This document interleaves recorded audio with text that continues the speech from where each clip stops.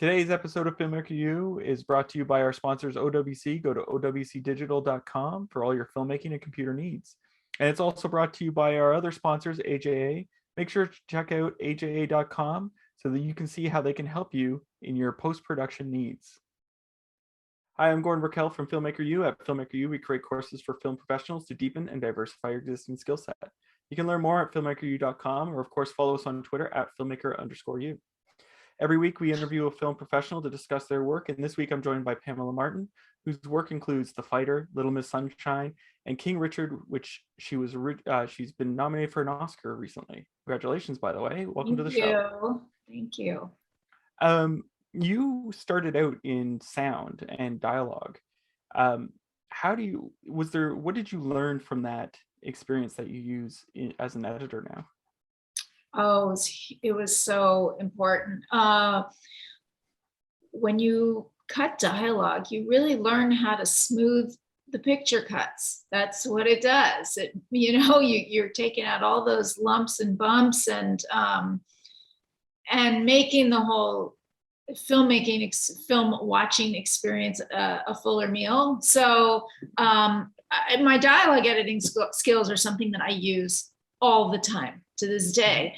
And I feel like it's a skill that really has helped me polish my rough cuts in a way that I wouldn't have maybe thought about or known was so actually easy and simple to do. And when I show a rough cut to a director, I don't want him or her looking at a cut and go, oh, that cut bumps me. And I know full well the cut is fine. What bumped was the change in mics, or they can hear the cut. And so there are all these little tricks of, pre-lapping the dialogue a little bit, or go and take the time, replace the mic. If I just spend a little bit of time to smooth out like I said, the bumpy stuff, the cuts are more easily digestible. And then of course cutting sound and sound effects and music has become part of every editor's life. I mean, on a feature, yes, we have departments that do that, but early on when I'm doing the first assembly or first rough cut of a film, I'm doing a lot of that stuff myself. And so having skills in sound editing and dialogue editing is really helpful. You early in your career, you met up with Tim Squires. How did that influence you as an editor? Because he's worked with so many amazing filmmakers. Right, he has. Well, that was my first experience as an assistant editor. I was his assistant on Ang Lee's first 2 films, and I was the dialogue editor on the first 3, and then Tim and I would go as a sound editing team, sometimes onto other films between jobs. But what Tim really taught me was how to listen to my inner voice in terms of creative critique. And what he did in the edit room is something that is so important to me that I learned to do because of him for my assistant editors, which is to involve them in the creative process in terms of showing cuts and saying, what do you think of this? I'm going to show you two versions. Do you like this? Do you not like this? What's bumping you? Why is it bumping you? What do you like and what do you not like? And it really taught me to look at things with a critical eye. And also, more importantly, is that you're editing a film in a room basically by yourself. And so your assistant editors can be an amazing resource for bouncing ideas off of and getting creative and feedback so early in the process. So my first assistant editor, Stacy Pontius, who's worked with me now for 10 years, and my prior ones, I rely on them constantly to come in and watch cuts, especially during the initial stages before I've shown a director. And especially if I have multiple versions, I want to kind of, I want to show them all of the versions and get their opinion. Why do you like one more than another? And get that conversation going. So I think Tim really led by example in terms of being a mentor in terms of making the job incredibly interesting, aside from just teaching me how to be an assistant editor, which is crucial, and you have to know that job to know what you need to get from your assistant editors. And I also obviously have multiple assistant editors on jobs depending on the size of the film, and I invite everybody in, including the PA, to take a look at cuts. Not all people can give creative feedback in a constructive way. So sometimes I'll invite people in, but if I see that that's not really helpful to me, maybe not as much. But my first assistant editor is always watching the stuff with me. And I love that Tim did that. And he was just very generous with his time and teaching me how to do a better job, and taught me how to be a dialogue editor. Now, how did you get onto or become part of the team that made King Richard? I initially met Reynaldo Green, the director, at the Sundance Filmmakers Lab about 5 years ago when he was workshopping his first film, Monsters and Men. I was a creative advisor for the week, as was Robert Elswood, who became the cinematographer on King Richard. But Ray came to me maybe 5 months before going into production on King Richard and wanted me to read the script and meet with him and talk to him about it. Two of his influences for the film, or references for the film, were Little Miss Sunshine and The Fighter, both of which I had done. And I had a lot of experience also having cut a tennis film before. I did Battle of the Sexes. So we talked a lot about the script, and I asked a lot of questions about how he was going to approach the tennis in particular, because that can be quite difficult. And then about maybe a month or 6 weeks before he was finally going into production, he called back and said, "Well, are you in? Do you want to do it?" So that's how that came about. Well, you mentioned that the tennis can be difficult. What makes cutting the tennis difficult? I think cutting any sports is difficult because really? It's hard to choreograph sports perfectly. And so on all of the sports films I've done, there are choreographed points or plays or whatever the sport is.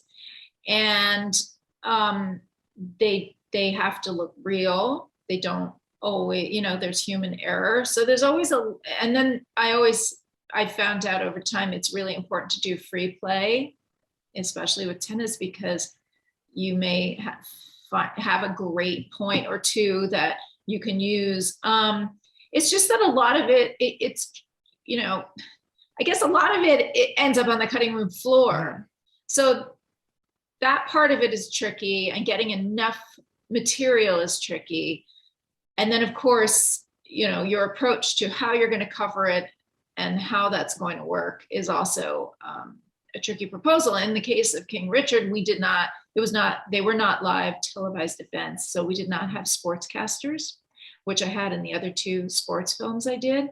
So it was more like cutting action scenes, and the music and the sound played an even larger role, but mostly having a really strong point of view in the scenes themselves was critical, so that you could really concentrate on telling the story. It had to have the emotional arcs that it needed. So yeah, it is tricky, and we did previs shoots on King Richard so that they could test out different angles, and I cut them together, and so we could really decide before filming what was working or not working for our story. It's interesting that because previs has become so much a part of the creation process. Do you find that in a sense freeing or more locking down, because all of a sudden you have a structure you have to follow? No, I actually think it's just good preparation. I mean, the only films I've done that have done previs are the sports movies. And it's a good thing they did it, because in King, you don't want to be experimenting on the day when you have to cover it. It's a big deal to do this, and you have tennis doubles and the actors. And, you know, when on King Richard, we were dealing with children as well. Their hours are very limited. You have to know what you're doing and have a plan. And just like your script needs to be tight, you need to have a plan for how you're going to shoot it. And the only other film the other tennis film I did previs, but it was a different version of that, which was I took the actual Battle of the Sexes tennis match, and I went in a few weeks before production, and they said, can you cut this down? If you had to make a story out of this 10-minute movie, what would you do? And so I took that 10 minutes and I cut it down and put music on it and some effects, and I used Howard Cosell's voice and and actually in the course of that discovered some great drama that had happened in the match, which was not in the script, which ended up in the final film, which they ended up filming. They said, this is a great template for what we want. We're going to film this, basically.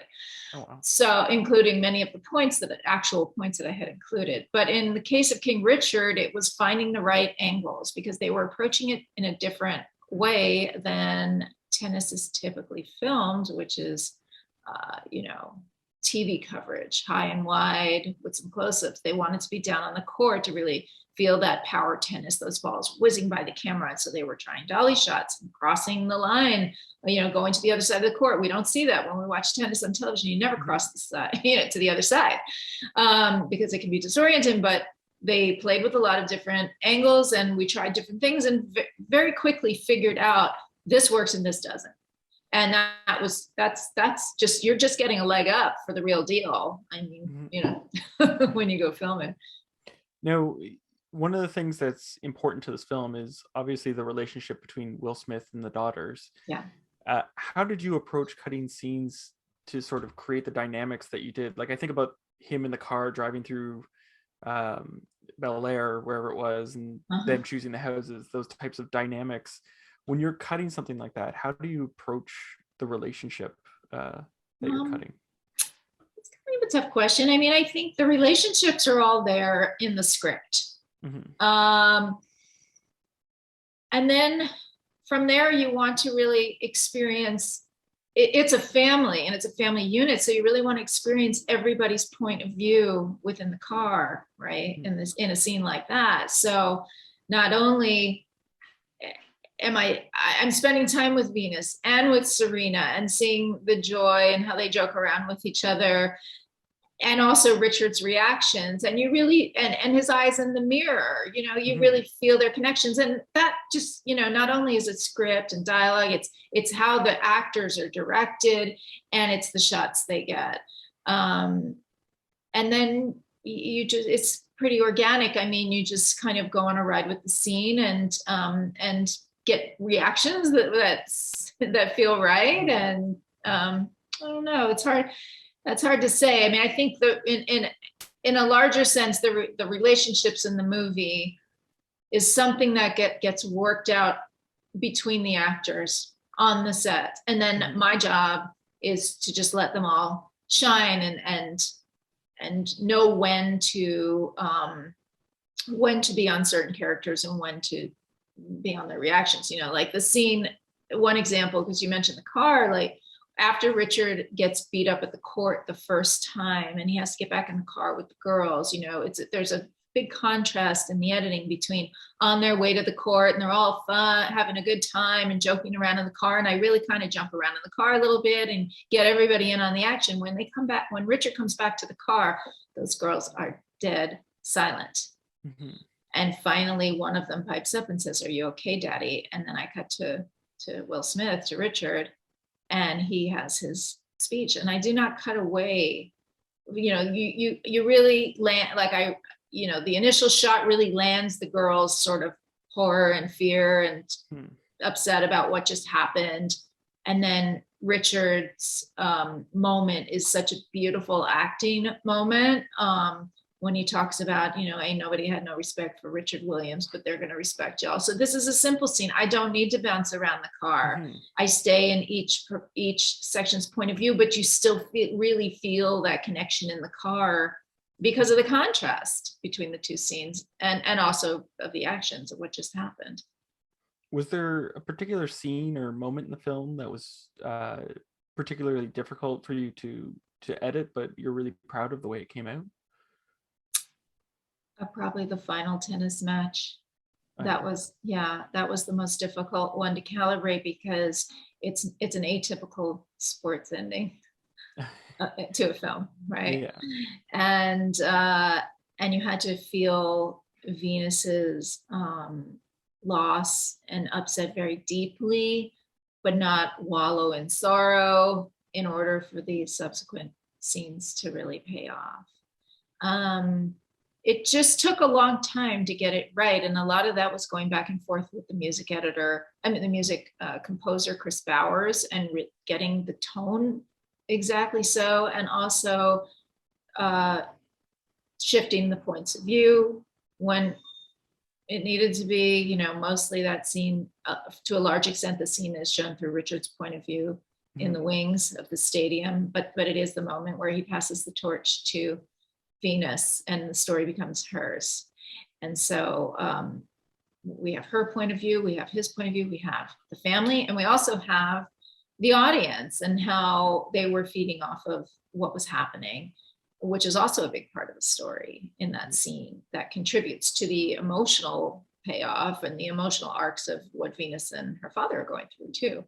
So it was just a complicated, large endeavor, but I'm very proud of how it came out. Venus and Serena are involved in the creation of this film. So how do you tackle creating this story or cutting this film and making sure that you're not like you're wanting to keep open and being able to disagree with them, but they also lived it, so it's kind of hard to choose. Yeah. To be honest with you, like the Isha Price, who's one of the older sisters, was on set every day, and she was she's an executive producer with Venus and Serena, and she was the really our point person every day.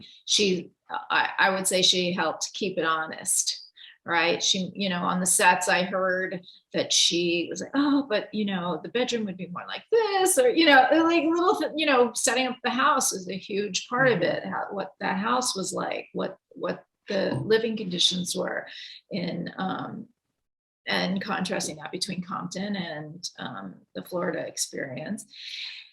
And she also watched cuts once we had the whole film together.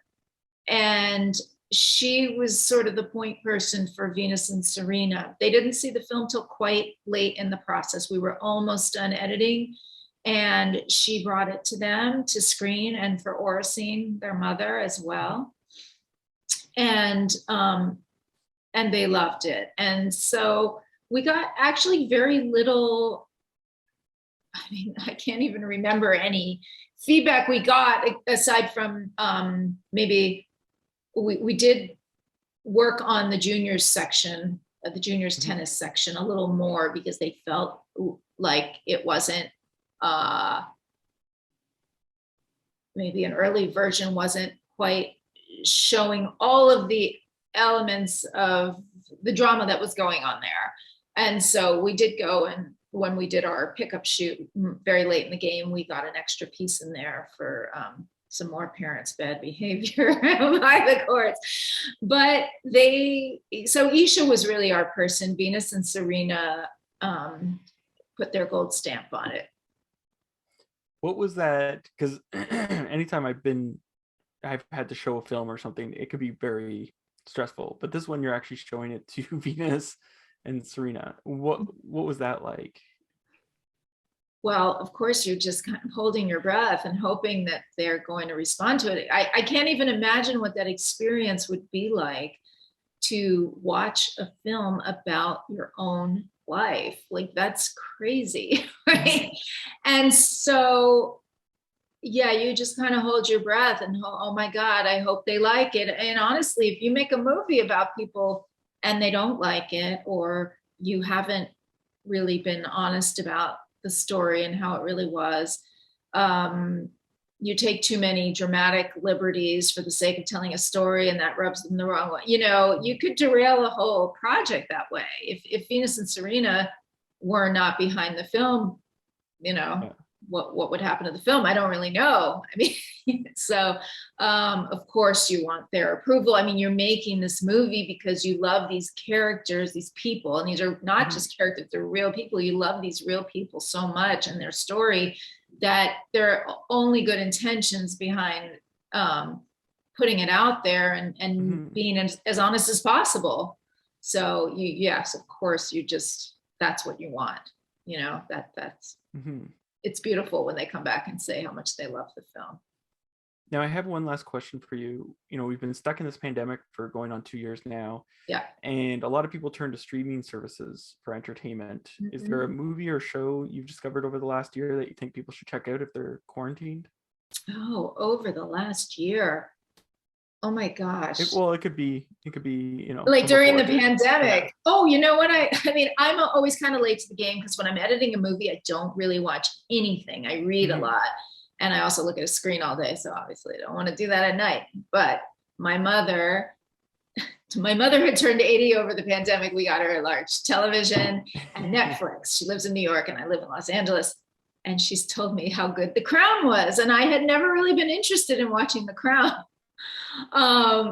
But she said, oh, I learned a lot and I binge watched the whole thing. And this is like my mom who doesn't really watch much television. So I watched it and I was completely hooked. I think the filmmaking, the cinematography, the acting, like everything is just perfect. Yeah. So that was probably my big late to the game discovery during the pandemic. Thank you. Thank you so much for letting me interview today. Thank you. Thank you for having me. And that's it for this week. Be sure to check out filmmakeru.com for all our latest courses. And of course, follow us on Twitter at filmmaker_you. I'm Gordon Burkell. Thanks for watching. Today's episode of Filmmaker U is brought to you by our sponsors, OWC. Go to owcdigital.com for all your filmmaking and computer needs. And it's also brought to you by our other sponsors, AJA. Make sure to check out aja.com so that you can see how they can help you in your post-production needs.